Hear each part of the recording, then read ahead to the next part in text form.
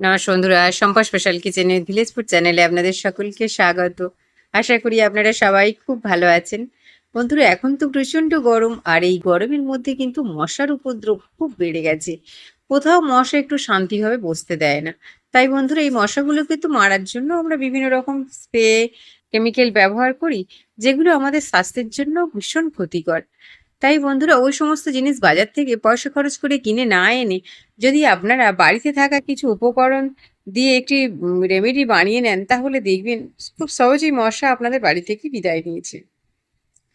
বন্ধুরা, আর এই ধরনের নিত্য নতুন ভিডিও পেতে আমার এই চ্যানেলটিকে সাবস্ক্রাইব করবেন, লাইক করবেন, আর বন্ধুদের সাথে অনেক অনেক শেয়ার করবেন।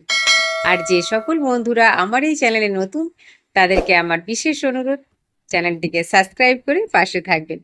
তাহলে চলুন বন্ধুরা, ভিডিওটি শেষ পর্যন্ত দেখে নেওয়া যায়।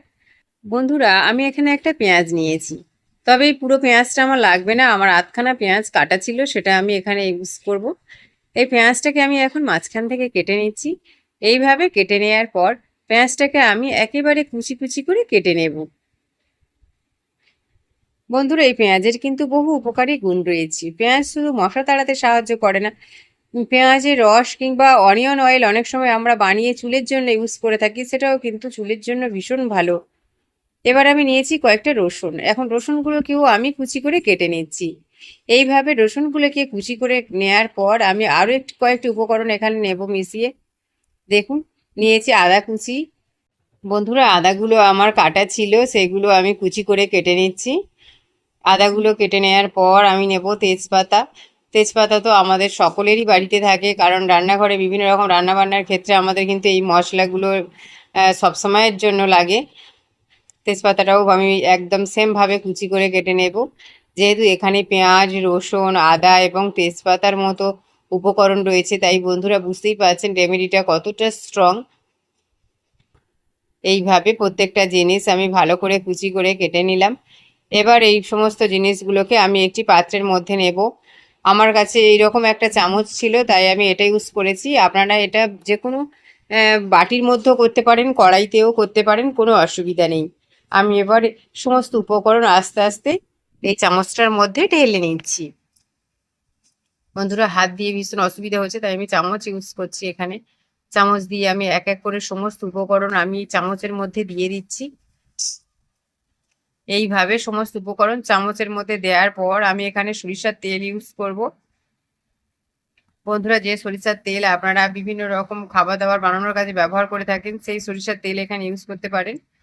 আমি সমস্ত উপকরণ ভালো করে মিশিয়ে দিচ্ছি চামচের সাহায্যে।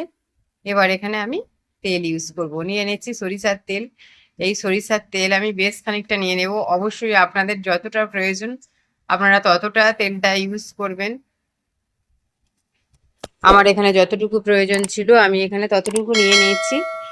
এবার আমি চামচটা গ্যাস ওভেনের মধ্যে ধরে ভালো করে ফুটিয়ে নেব। অবশ্যই বন্ধুরা, সমস্ত উপকরণ একটু নেড়ে চেড়ে ভালো করে ফুটিয়ে নেবেন। আমি বারবার চামচের সাহায্যে নেড়ে চেড়ে নিচ্ছি, যাতে কোনো রকমভাবে পুড়ে না যায়।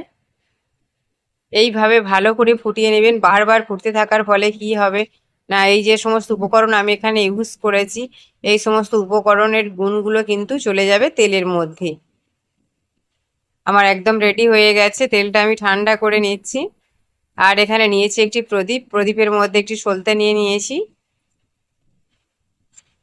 এবার যে তেলটা আমি নামিয়ে রেখেছিলাম, দেখুন বন্ধুরা, ঠান্ডা হয়ে গেছে। আমি চামচের মধ্যে নিয়ে দেখাচ্ছি আপনাদের। এই তেলটা আমি প্রদীপের মধ্যে নিয়ে নিচ্ছি। একটু একটু করে পুরো সলতেটাকে আমি ভিজিয়ে নিচ্ছি। আরও একটু বেশি করে দিয়ে দিলাম। এবার আমি কি করব না, এই প্রদীপটা আমি জেলে দেব। বন্ধুরা, সন্ধ্যাবেলা তো মশার উপদ্রব খুব বেশি হয়, তাই যে সমস্ত জায়গায় মশারা বেশি আনাগোনা করে, সেই সমস্ত জায়গায় কিন্তু আপনারা এই প্রদীপটা বসিয়ে দিতে পারবেন। এবার প্রদীপের মধ্যে আমি দিয়ে দেব কর্পূরের গুঁড়ো। বন্ধুরা, যে কর্পূর আমরা পুজোর কাজে ব্যবহার করে থাকি, সেই কর্পূর এখানে একটা নিয়ে নিচ্ছি। এর মধ্যে কিন্তু 2 পিস রয়েছে, আমি এখানে 1 পিস নিয়ে নেব। 1 পিস নিয়ে আমি ভালো করে গুঁড়ো করে সলতের উপরে দিয়ে দিচ্ছি, যাতে খুব সহজেই আমার প্রদীপটা জ্বলে যায়। আর এই যে কর্পূরের যে একটা সুন্দর গন্ধ রয়েছে, এর ফলে কিন্তু মশা একটাও বাড়ির মধ্যে থাকবে না। দেখুন, আমি এবার প্রদীপটা জ্বালিয়ে দিচ্ছি। এবার আমার যেখানে প্রয়োজন সেখানে কিন্তু প্রদীপটা আমি বসিয়ে রেখে দেব।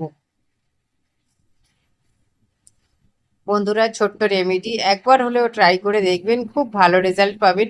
আর এই যে আমাদের যে কন্টেনারগুলো বাড়িতে থাকে না, মশা দাঁড়ানোর পরে আমরা এই কন্টেনারগুলো তো রেখে দিই, এইরকম কন্টেনারের মধ্যে ভরেও আপনারা মেশিনে লাগিয়ে দিতে পারেন। দিলে কি হবে না, মশা কিন্তু সারা ঘরে একদমই থাকবে না, সমস্ত মশা বাইরে বেরিয়ে যাবে। বন্ধুরা, ছোট্ট একটা রেমেডি, আশা করি আপনাদের খুবই কাজে আসবে। একবার ইউজ করে দেখুন, খুব ভালো রেজাল্ট পাবেন। আমি এই যে সোফা রয়েছে না, এখানে বসা যায় না, তাই ওখানে দিয়ে দিলাম। জানালা দিয়ে বাইরে থেকে কিন্তু মশা আসে, তাই আমি এখানেও দিয়ে